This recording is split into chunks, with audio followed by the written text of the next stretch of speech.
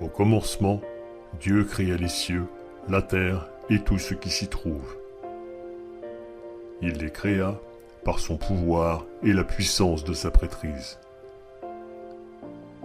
Après qu'Adam et Ève furent chassés du jardin d'Éden, Adam reçut la prêtrise de Dieu. Et à chaque fois que l'homme a été trouvé digne, Dieu a appelé des prophètes. Ils ont reçu l'autorité d'agir en son nom pour guider, enseigner et bénir ses enfants.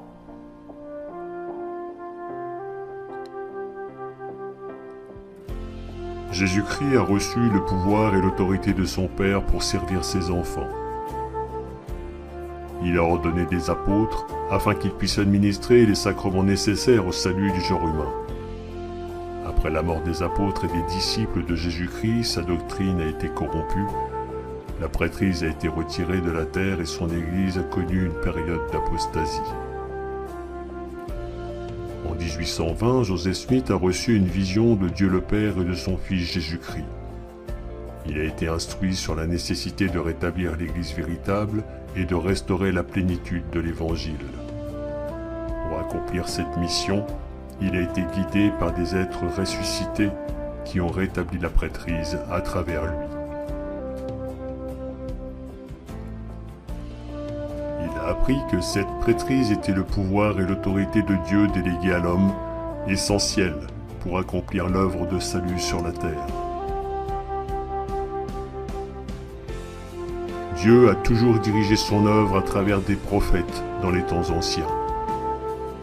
De même, des prophètes et des apôtres sont appelés à diriger son Église aujourd'hui. Ainsi, il permet au genre humain, à travers la prêtrise, de recevoir les ordonnances salvatrices et lui donne la possibilité de retourner en présence de Dieu, son Père céleste.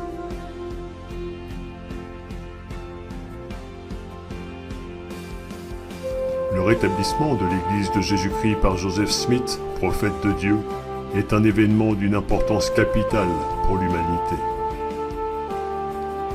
Le pouvoir de Dieu est de nouveau manifesté sur la terre et les ordonnances du salut sont de nouveau disponibles, que ce soit pour les vivants ou pour les morts.